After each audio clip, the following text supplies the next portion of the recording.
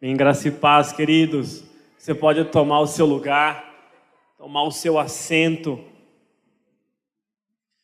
Quantas coisas, quantas emoções.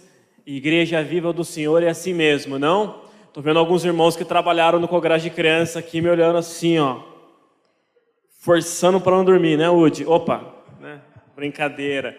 A Igreja Viva do Senhor é assim mesmo, é cheia de atividade para todo mundo, né? E é por isso que você está aqui, porque você é jovem, amém? Olha para a pessoa que está do seu lado, fala para ela assim, você é jovem. Alguém diz para mim, você é jovem. Obrigado, Marília, não te ouvi. Amém, gente? Gostaria de compartilhar um texto com vocês, mas antes de ler a palavra do Senhor, no final da rede agora nós iremos passar vários recados para vocês, né? Marília vai se incumbir disso. E serão um tempo muito, muito legal. A gente está preparando umas coisas muito especiais para você. Então, quero que você dê atenção, que você prepare o seu coração aí para que a gente está preparando. Não sei se você viu, a gente colocou ali uma arte no começo. Se você não viu na hora que você entrou, depois você vê, tá? Depois você passa lá e dá uma olhada. Mas vai ser um tempo muito, muito legal. Espero que todos aqui se envolvam, todos vocês participem, que vocês estejam conosco nisso, amém? Mesmo sentadinho no seu lugar aí, feche seus olhos, vamos orar e agradecer a Deus mais uma vez. Meu Deus, nós queremos te louvar, te agradecer pelo privilégio que o Senhor nos dá de poder servirmos ao Senhor na tua casa, Pai, pelo privilégio de podermos ser Igreja Viva do Senhor. Muito obrigado, Pai. Eu peço ao Senhor a tua bênção sobre a vida de cada irmão meu aqui, sobre a bênção sobre cada família representada aqui, e que neste momento, ó meu Pai, seja o teu Espírito Santo a falar, a ministrar aos nossos corações. Pai, nós repreendemos toda ação contrária à tua vontade aqui neste lugar, toda ação contrária à tua vontade, que o Senhor possa repreender, Pai. Repreende a ação do maligno na vida dos irmãos aqui, repreende a ação do maligno aqui neste lugar, em nome de Jesus, Pai. Nós louvamos, exaltamos e damos liberdade somente ao teu Santo Espírito, em nome de Jesus, amém. Se você crê nisso, dê um aplauso ao Senhor.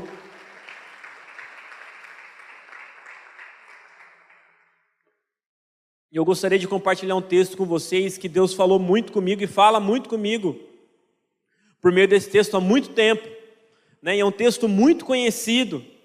E até quando eu compartilhei com a minha esposa que eu gostaria de trazer essa palavra com vocês, a Maria falou, nossa, é um texto bem conhecido, né? Falando isso como forma de intimidar, falou, um texto bem conhecido, então olha lá o que você vai falar. É um texto que vários pregadores já usaram. É óbvio que é a Bíblia inteira, né? Mas esse, acho que poucas pessoas aqui não vão conhecer. Abram lá suas Bíblias no Evangelho de Marcos, no capítulo 5.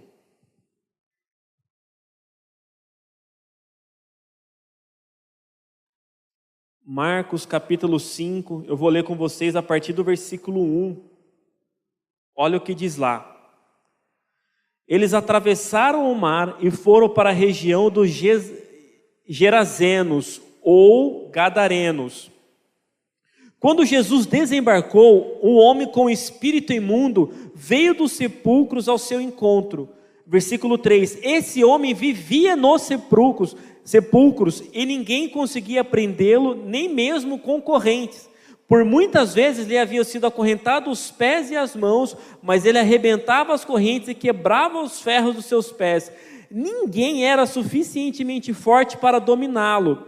Noite e dia ele andava gritando e cortando-se com pedras entre os sepulcros nas colinas. Versículo 6.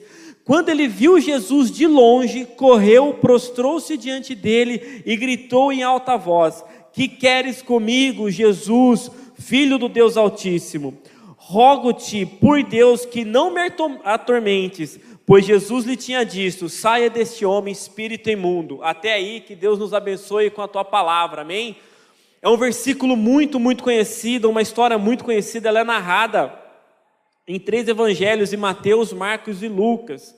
Então, como a história traz para a gente aí, esse homem vivia uma vida degradante, vivia nos sepulcros. Lugar onde tem muito sepulcro é o quê? Um cemitério. Então aquele homem vivia lá no cemitério causando, tocando terror naquela região.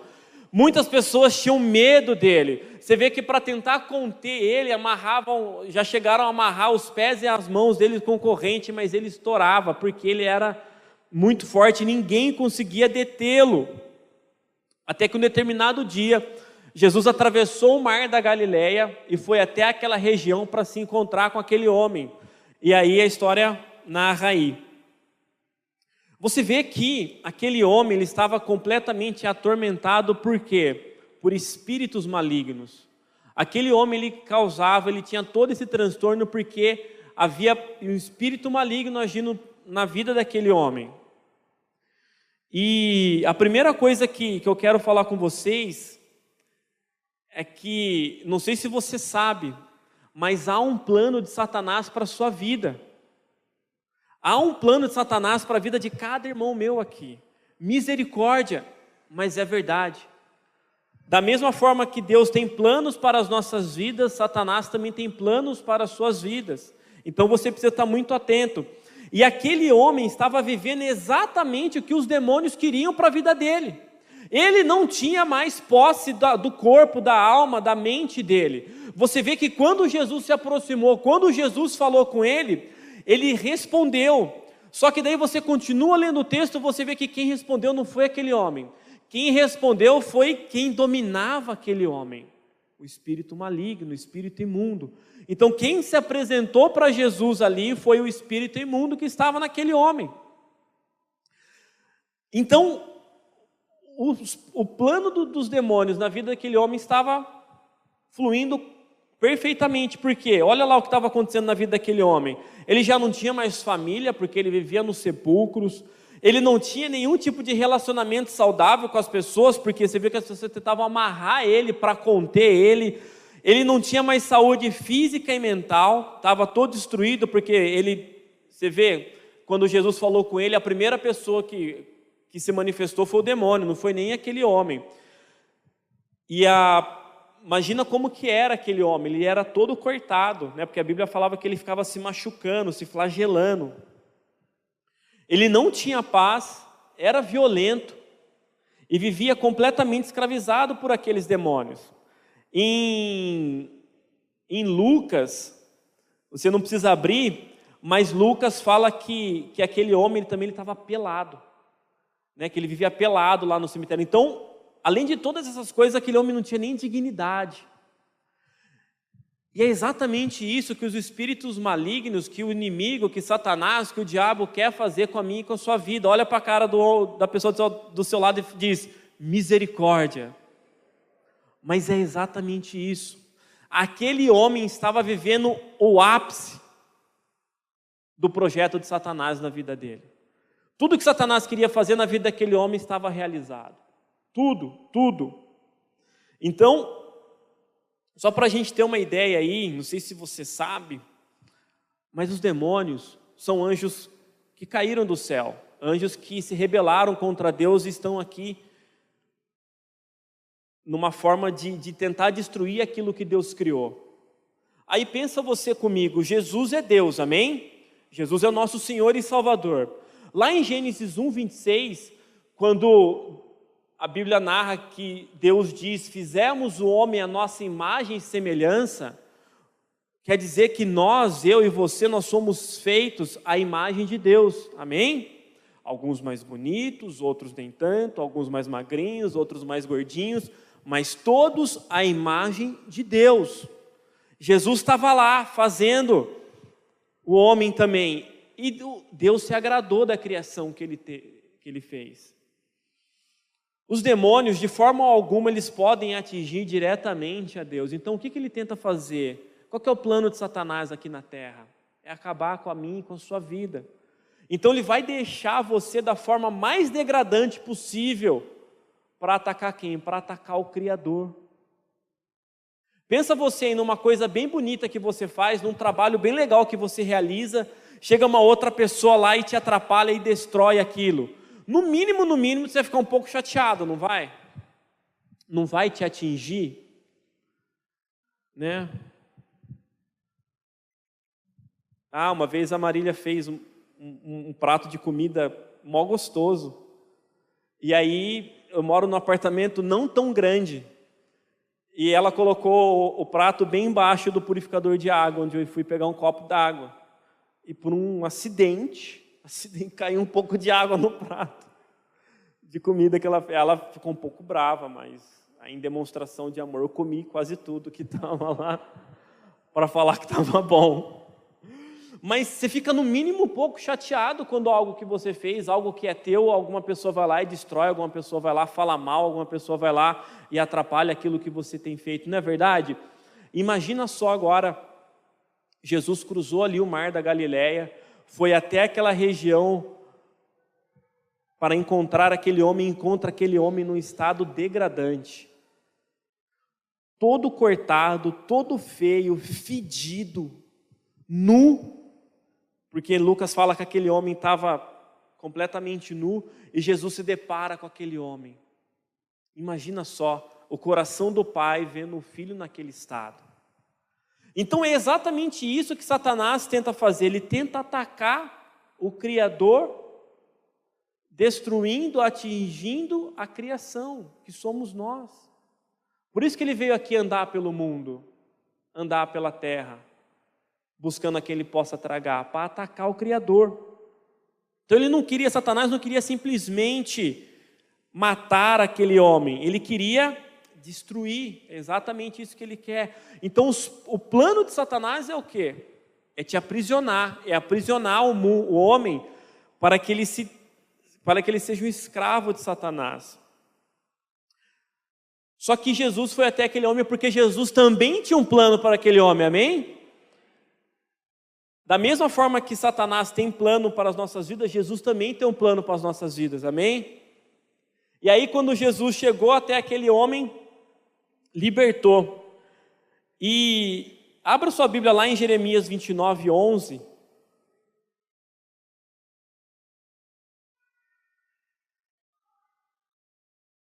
Para você ver aí qual é o plano do Criador para a sua vida.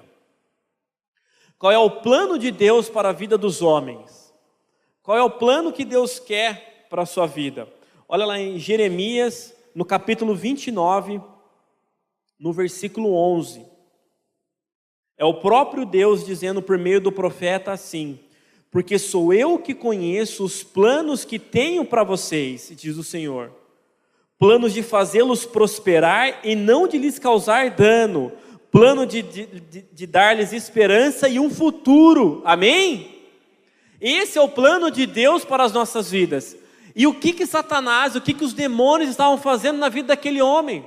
Acabando com a dignidade dele, acabando com a vida dele, acabando com o futuro dele. Aquele homem não tinha mais objetivo nenhum.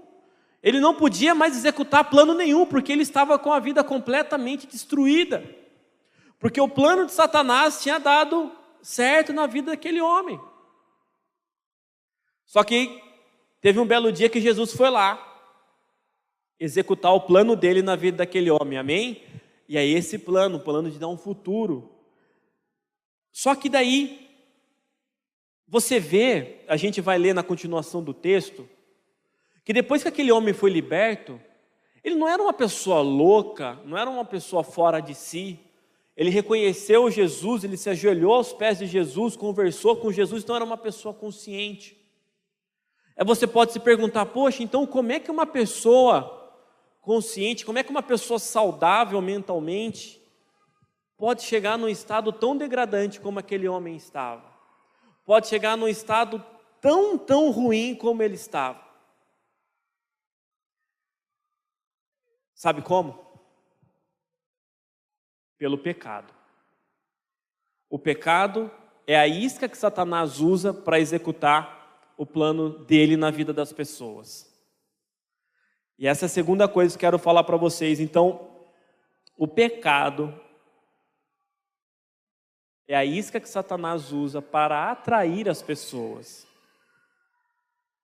Você não precisa abrir, mas lá em 1 João 3,8 diz assim: aquele que pratica o pecado é do diabo, porque o diabo vem pecando desde o princípio.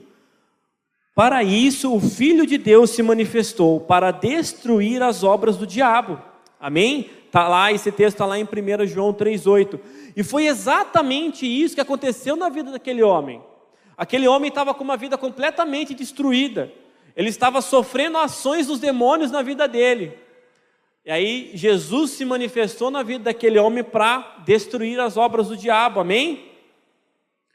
Então o diabo usa o pecado para atrair a mim, para atrair a você, para que a gente possa dar abertura, dar espaço, para que demônios possam agir na nossa vida.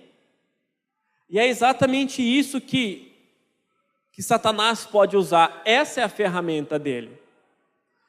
Porque nós temos de Deus o livre-arbítrio, amém? Você e eu somos livres, porque a palavra diz que nós somos livres. A palavra diz que Deus nos deu o livre-arbítrio. Então nós temos o quê? A oportunidade de escolha. Eu e você, nós podemos escolher aquilo que nós queremos para as nossas vidas. Só que, se a gente pode escolher, você acha que uma pessoa em sã consciência iria escolher estar no estado que aquele homem estava? Será que uma pessoa iria escolher estar como aquele homem estava, chegar como aquele homem chegou? Você acha que alguém iria escolher aquilo? Claro que não, claro que não. O que aquele homem estava vivendo era a consequência do pecado na vida dele. E havia tantos demônios na vida daquele homem, havia tanto espaço para demônios na vida daquele homem, que olha a continuação do texto comigo lá em Marcos, olha lá os versículos 9 e 10. Depois que o demônio respondeu para Jesus, Jesus perguntou para ele: qual é o seu nome? Aí o demônio respondeu: meu nome é Legião, porque somos muitos. Versículo 10. E implorava a Jesus com insistência que não os mandasse sair daquela região. Então havia tanta legalidade na vida daquele homem, aquele homem era tão pecador, que quando Jesus perguntou quem era o demônio que estava na vida daquele homem, ele respondeu: Legião. Aí você pergunta: nossa, mas por que Legião? Porque ele fez uma referência a um agrupamento de soldados romanos que eram utilizados para invadir cidades. Então, quando eles falavam uma legião de soldados romanos, você estava falando ali em cerca de 5 a 6 mil soldados que formavam uma legião de soldados romanos. Então, ele usou um termo da época para falar o tanto de demônio que tinha dentro daquele homem. Então, aquele homem era tão pecador, havia tantos demônios naquele homem que eles se manifestaram como legião, porque havia muito espaço para demônio na vida daquele homem. E aí tem uma coisa que é muito interessante nesse texto. Olha comigo lá os versículos de 11 a 13, olha lá o que diz. Uma grande manada de porcos estava pastando numa colina próxima. Os demônios imploraram a Jesus: manda-nos para os porcos, para que entremos neles. Jesus lhes deu permissão e os espíritos imundos saíram e entraram nos porcos. A manada de cerca de 2.000 porcos atiraram-se no precipício abaixo em direção ao mar e nele se afogou. Misericórdia, quanto bacon perdido aí, hein? Quanto pernil perdido, são 2.000 porcos. Que prejuízo, né? Gente, há algumas teorias que tentam explicar o porquê que Jesus dialogou com aqueles demônios e porquê que Jesus permitiu que aqueles demônios entrassem na manada de porcos. E a teoria mais forte, a corrente mais forte que a gente encontra nisso, é de que havia muita legalidade para demônios agirem naquele local, naquela terra. Então Jesus, em decorrência da legalidade que tinha naquela terra, ele permitiu que os demônios entrassem naqueles porcos e fizessem o que quisessem naqueles porcos. Só que pensa comigo, Jesus é o próprio Deus, amém? Ele é totalmente poderoso para realizar qualquer coisa. Você acha que Jesus iria respeitar a legalidade de lugar para dar moral para demônio? Você acha que Jesus fez isso porque ele teve que fazer? Você acha que Jesus fez isso porque ele tinha que respeitar alguma regra ali? Claro que não. Essa é a minha versão. Mas pensa comigo, Jesus era totalmente poderoso. Jesus não tinha que falar nenhuma palavra para aquele demônio. Não tinha que dialogar em nada. Mas Jesus fez isso para demonstrar o que havia naquele homem. Porque Jesus estava junto com os discípulos. E se você não sabe, o porco, ele é um animal imundo para os judeus até hoje. Até hoje o povo judaico não come carne de porco. Então quando você for para Israel, amém? Quem quer ir para Israel? Amém. É muito legal ir para Israel. O Lincoln já foi, eu já fui, tem um pessoal aqui que já foi. Só que não fique achando que quando você for no McDonald's de Israel, você vai comer lá um bacon delicioso. Não tem. Não tem. Você não vai encontrar. Você não vai achar nenhuma lanchonete lá em Israel com bacon para você comer. Só se alguém contrabandear lá, mas é muito difícil, porque até hoje.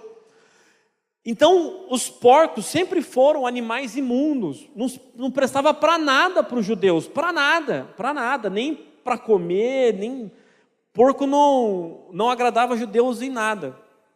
Eu fiquei pensando que se fosse um rebanho de ovelhas ali, Jesus não teria permitido. Jesus não ia deixar aqueles demônios matar um bando de ovelha. Jesus deixou aquele monte de demônio entrar nos porcos, sabe para quê? E aqueles porcos se matarem. Porque o que demônio faz na sua vida, o que diabo quer trazer para a sua vida, não serve nem para porco.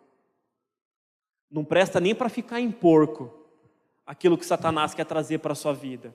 Então Jesus permitiu que aqueles demônios entrassem nos porcos para quê? Para mostrar que o que estava dentro daquele homem era tão imundo, que nem os porcos aguentaram e se mataram. Os porcos se jogaram no precipício. Então, o que Satanás quer trazer para as nossas vidas é algo muito, muito sujo, algo muito, muito imundo, que não serve nem para ficar dentro de porco.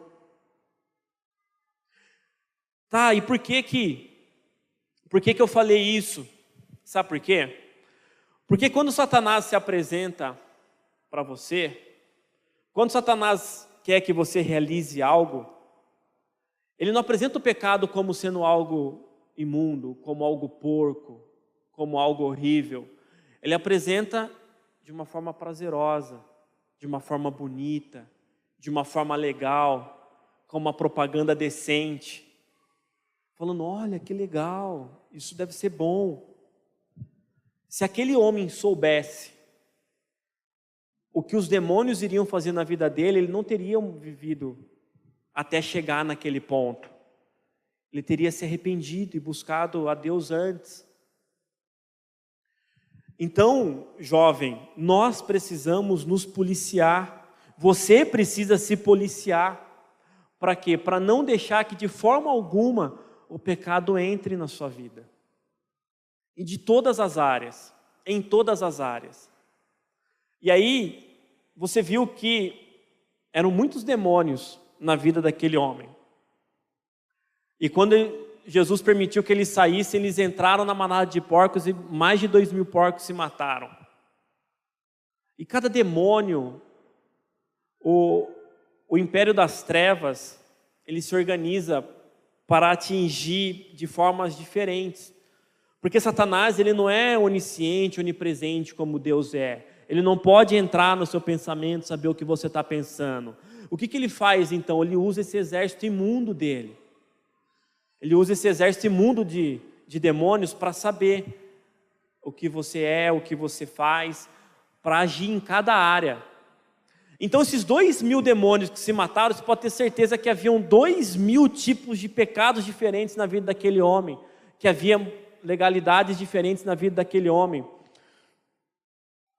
Um tempo atrás, já faz bastante tempo já, o pastor Noburgo fez uma rede de jovens aqui, que ele anunciou um tempo atrás que tudo aquilo que você achava que de alguma forma desagradava a Deus na sua vida, que você ia trazer até a igreja e você ia dar fim naquilo.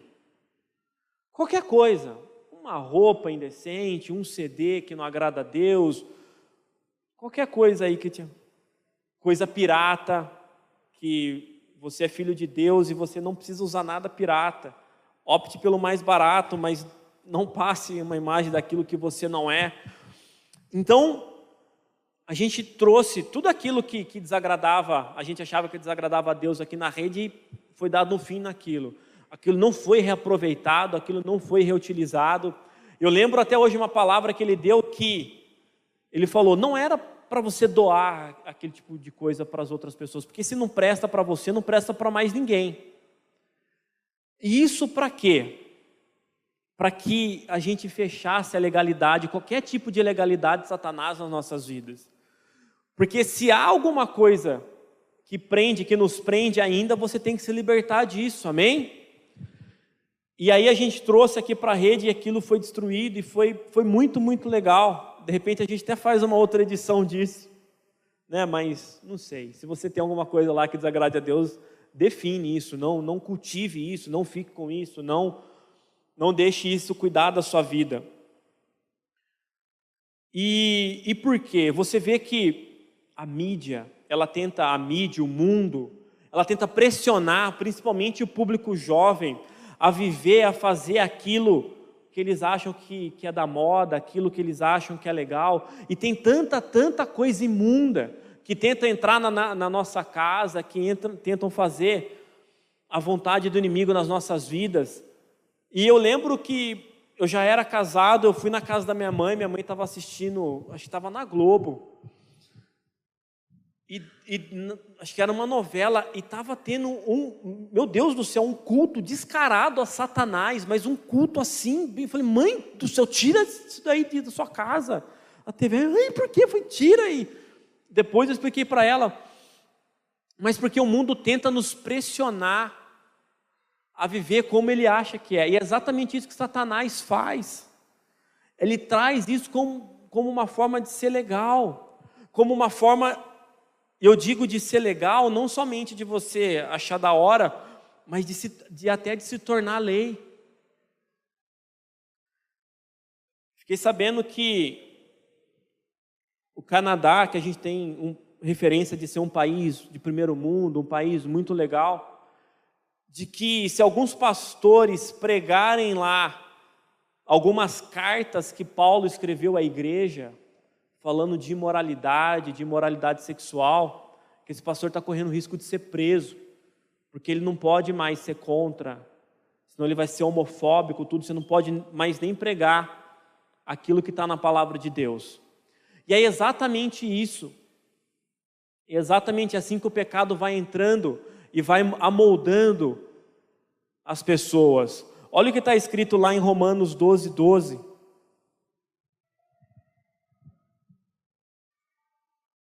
Carta do apóstolo Paulo aos Romanos.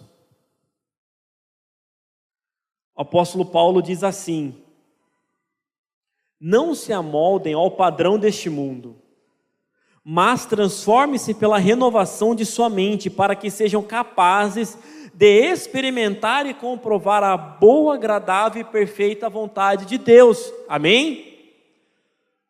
Você se amoldar ao padrão do mundo, você se amoldar, aqui que o apóstolo Paulo está falando, é o quê?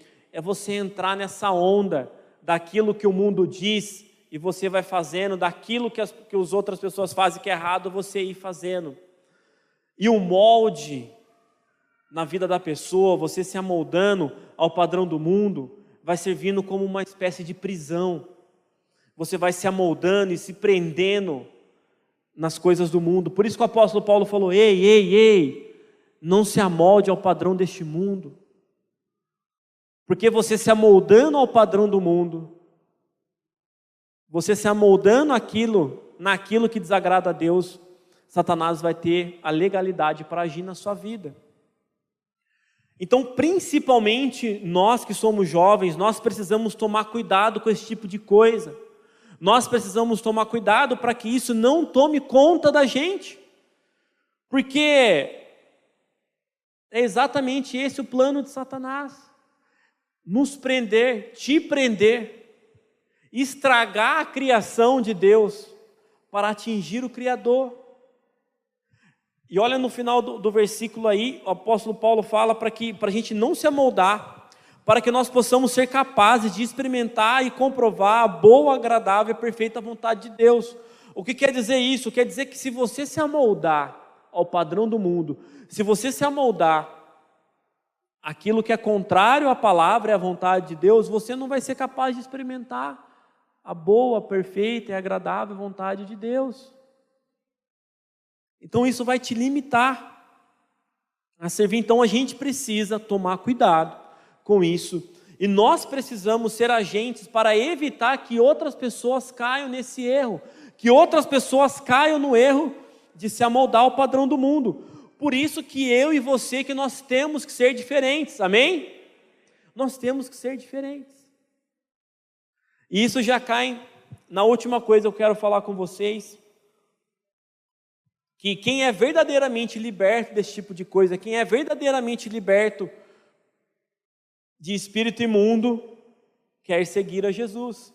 Olha comigo lá em Marcos, no capítulo 5, no versículo 18, diz assim: quando Jesus estava entrando no barco, Jesus tinha expulsado os demônios, o homem estava limpinho lá, estava já todo liberto, todo curado. O homem que estivera endemoniado suplicava-lhe para que o deixasse ir com ele. Então aquele homem, depois de liberto, depois que Jesus agiu na vida dele, libertando, curando, ele que era endemoniado já não era mais, que vivia no sepulcro já não ia mais viver, que era imundo já não era mais, que estava nu agora estava vestido, estava todo, que não tinha mais o poder do seu corpo, da sua mente, ele estava falando com Jesus. E a primeira coisa que ele quis fazer, a primeira coisa, até mesmo antes de agradecer, foi o quê? Seguir a Jesus. Aquele homem queria seguir a Jesus. Amigos, às vezes eu acho, às vezes só, que a Bíblia deveria ser escrita por mais mulheres. Sabia? Tudo bem, a Bíblia ia ser desse tamanho, mas em alguns textos ia ser muito, muito legal. Porque você vê ali que os evangelistas, eles não, às vezes não trazem uma riqueza de detalhes ali na situação. Então a gente fica imaginando, o que poderia ter acontecido, porque uma história como essa deve ter durado algumas horas, algum tempo. Então às vezes eu acho legal, acharia legal se as mulheres tivessem escrito, porque ia ser totalmente detalhista. Imagina só, ia falar, e Jesus desceu do barco, e atrás dele veio os 12 discípulos, todos andando. Jesus estava vestido com um manto branco, todo o cabelo, o vento batia no cabelo de Jesus, e toda a sua glória era resplandecida, Aí você virava 3 folhas, falava, tá, e aí? Mas em alguns detalhes ia ser legal, porque imagina só, depois que aquele homem foi liberto, tudo que aconteceu ali, e aí a primeira coisa que aquele homem fala, e suplicando, imagina aquele homem jogado aos pés de Jesus, falando, Jesus, deixa eu te seguir, por favor, deixa eu seguir você. E Jesus só não atendeu a súplica daquele homem, porque Jesus tinha algo muito mais nobre para a vida dele. Olha lá o versículo 19.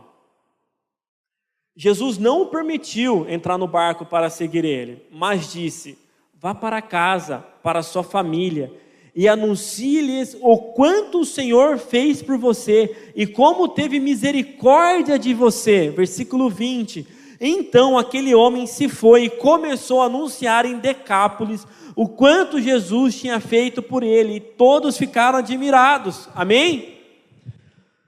Decápolis ali, queridos, era uma região constituída por 10 cidades. Então Jesus não permitiu que aquele homem o seguisse, que aquele homem entrasse no barco para o acompanhá-lo, porém Jesus o enviou para que ele pudesse anunciar as maravilhas que Jesus fez na vida dele.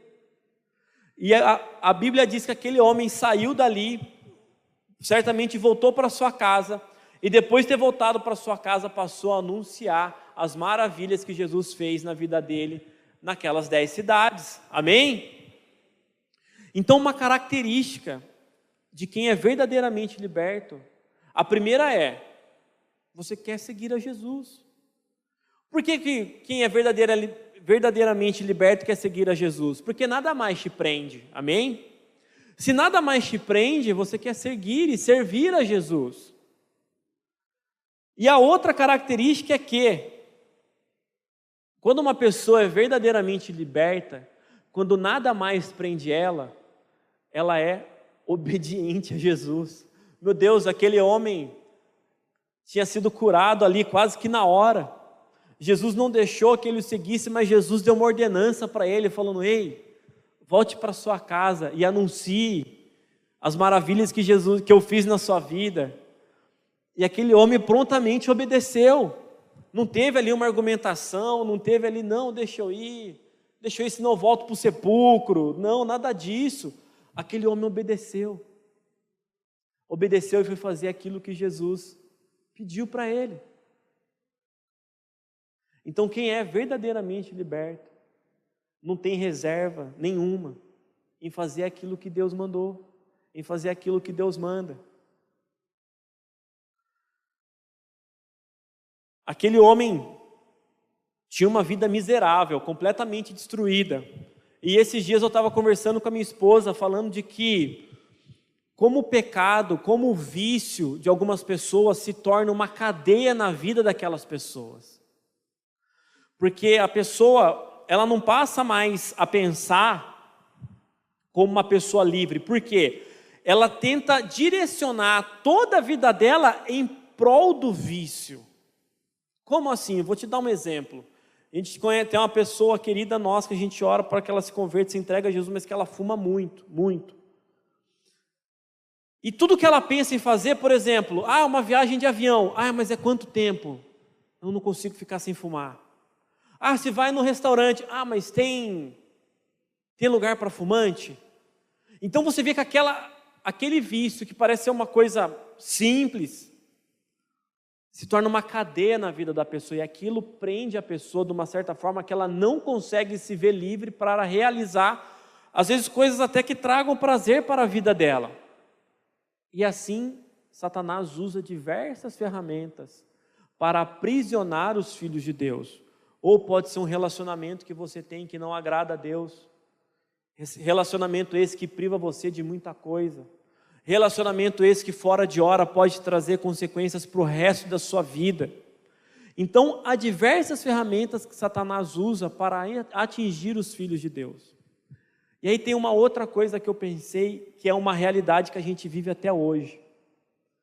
Eu lembro que no começo da minha conversão, eu estava cheio do amor de Cristo, como estou até hoje, mas aí eu chegava para os amigos meus que não eram crentes, que não conheciam o Evangelho, e falava: cara, Jesus me salvou e é algo maravilhoso e minha vida transformou. Eles falavam assim: mas vamos sair, vamos curtir uma balada, um negócio. Eu falei: cara, não faço mais isso. Não, mas como assim?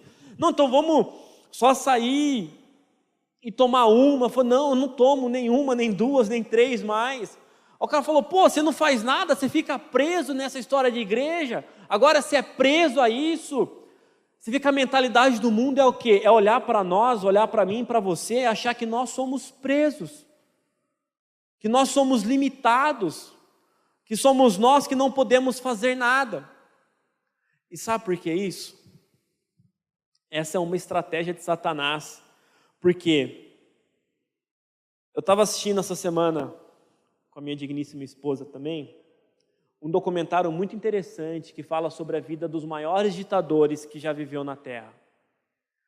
E uma das estratégias dos ditadores para controlar a massa, para controlar o povo, é o quê? É ele se fazer de herói, ele se fazer o certo. E a gente estava vendo sobre a vida do Kim, o vô do Kim Jong-un lá, o cara que fez a Coreia do Norte ser aquele país que é. E uma das estratégias dele para dominar o povo é falar o quê? Falou: ei, o Ocidente, lá os Estados Unidos, porque eles odeiam os Estados Unidos, ele que nos atacou, eles são terríveis. Então toda essa desgraça que você vive até hoje é por culpa deles. Então eles fizeram isso com a sua vida. Se vocês saírem daqui para ir para lá, eles vão te matar. Se eles entrarem aqui no país, vocês todos vão morrer. Então a ideia do ditador é falar o quê? Transformar o certo no errado e o errado no certo.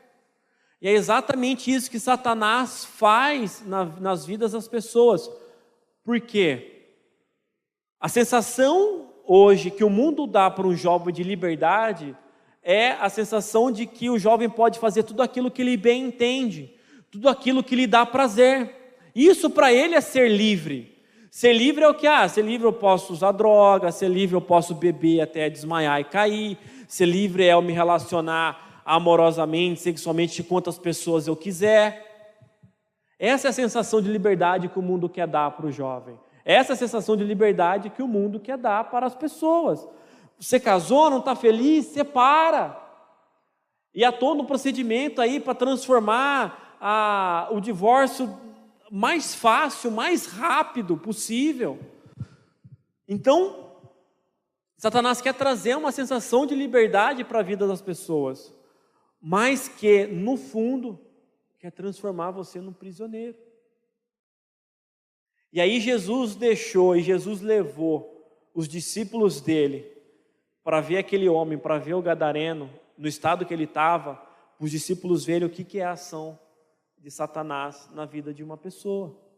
Então nós precisamos tomar muito cuidado, você precisa tomar muito cuidado com isso.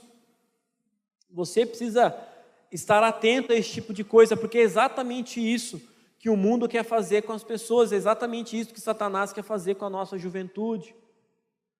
Então eu e você, como agentes de Cristo, libertos do pecado, amém? Nós temos que ser porta-voz de Cristo e levar, e ir até essas pessoas. E o interessante é que o primeiro lugar que Jesus mandou aquele homem ir foi na casa dele. Falando, ei, vá lá na sua casa, volte para sua família. E refletindo nisso, você vê que quando um jovem entra nos caminhos das drogas e passa a ser viciado e larga tudo só para ficar drogado, ou quando ele se destrói a vida em qualquer outro tipo de coisa, as primeiras pessoas que são atingidas são quem? A família. A família. Então, quando Satanás atinge a vida de uma pessoa, as primeiras pessoas que sofrem, ele não atinge só aquela pessoa, ele atinge toda uma família. Então, quando Jesus restituiu a saúde e a vida daquele homem, Jesus mandou ele, falou, vai para casa, vai lá e mostre o que eu fiz por você. Então, nós temos que ser enviados de Jesus a tantas pessoas que precisam ser libertas, a tantas pessoas que precisam conhecer o amor de Cristo, que estão presas aí, mas que se não for ninguém,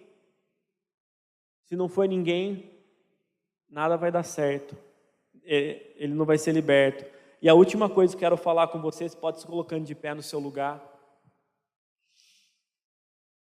é que isso pode ser uma tarefa muito difícil. Você falar de Jesus para pessoas que estão vivendo algo tão terrível assim. Porque por muitas vezes, essas pessoas não querem ser libertas. Elas acham que aquilo que elas vivem é normal, é o correto. Então nós temos que ser agentes de Jesus nesse caso. E o que é interessante, você não precisa abrir a sua Bíblia, mas lá em Marcos, no capítulo 4, no versículo 35 até o versículo 41, é aquele episódio que Jesus acalmou a tempestade. Que Jesus teve que acalmar a tempestade, porque os discípulos perguntaram para ele, falou, ei Jesus, Senhor Jesus, ei mestre, o Senhor não se importa que a gente vai morrer? O Senhor não se importa que morramos? E sabe por que Jesus colocou os discípulos dele para atravessar o mar? Porque Jesus precisava ir lá libertar aquele homem. Jesus cruzou o mar da Galileia para chegar até aquele gadareno. Então, Essa missão aqui foi difícil até para Jesus. Jesus passou por uma tempestade enquanto ele estava num barco, para poder levar o evangelho para aquele homem, para poder levar a libertação para aquele homem. E por que eu estou falando isso para você? Porque levar a palavra de libertação, levar a palavra de salvação para as pessoas não é uma tarefa fácil. Não é algo simples. Os 12 de Jesus lá quase morreram. Achavam que ia morrer, né? Não iam morrer porque o mestre estava no barco. E aí quando aquele homem foi curado, todos ali presenciaram o que Jesus fez na vida daquele homem. Todos ali presenciaram as maravilhas que Jesus fez na vida daquele homem endemoniado. Então, não é fácil nós sermos agentes de Deus para levar a palavra de salvação, para levar a salvação para quem precisa. Mas o primeiro lugar que Jesus mandou aquele homem foi para a família dele. E será que tem alguém lá na sua casa que ainda precisa ser liberto? Será que tem alguém lá na sua casa que ainda precisa dessa palavra de salvação? Será que tem alguém lá que você precisa ser usado? Aquele homem, depois de curado, ele saiu pronto ali para pregar. E você viu que Jesus não deu mais nenhuma outra instrução para ele. Jesus não falou para ele o que ele deveria falar, de que forma ele deveria falar, o que ele deveria fazer. Jesus só falou para ele: vai lá e fale as maravilhas que eu fiz na sua vida. Vai lá e fale as maravilhas, aquilo que eu fiz em prol da sua vida. Queridos, é exatamente isso que Jesus quer que você faça. Que você saia daqui e fale das maravilhas que Deus tem feito na sua vida. E fale das maravilhas que Jesus realizou em você. Só que pode ser que algumas pessoas aqui ainda não começaram a viver aquilo que Jesus quer para a sua vida. O plano de Satanás para você é de trazer morte e destruição. Mas o plano de Deus para você, como a gente leu lá em Jeremias 29:11, é plano de fazer a gente prosperar e não de causar dano nenhum. É plano de trazer esperança e um futuro. Será que os problemas que você tem vivido, você está se achando aí sem futuro, estão acabando com a sua vida e você tem ficado desistido? Porque com Jesus não há espaço para a gente ficar em cima do muro. Ou ainda há coisas para você ser liberto, ou você ainda precisa ser liberto, ou você já é liberto para levar o evangelho, ou você já é liberto para ir declarar, para ir falar das maravilhas que Deus fez na sua vida. Então nós vamos adorar o Senhor agora. Enquanto a gente estiver adorando, você se derrame na presença do Senhor. E se tiver alguma coisa ainda que esteja prendendo você, se tiver alguma coisa ainda que esteja agindo na sua vida, que não esteja permitindo você servir e você fazer aquilo que Jesus quer para a sua vida, coloque isso diante de Deus. Coloca isso diante de Deus. E se não há mais nada te prendendo, Jesus quer que você seja um enviado dele. Amém? Vamos adorar ao Senhor.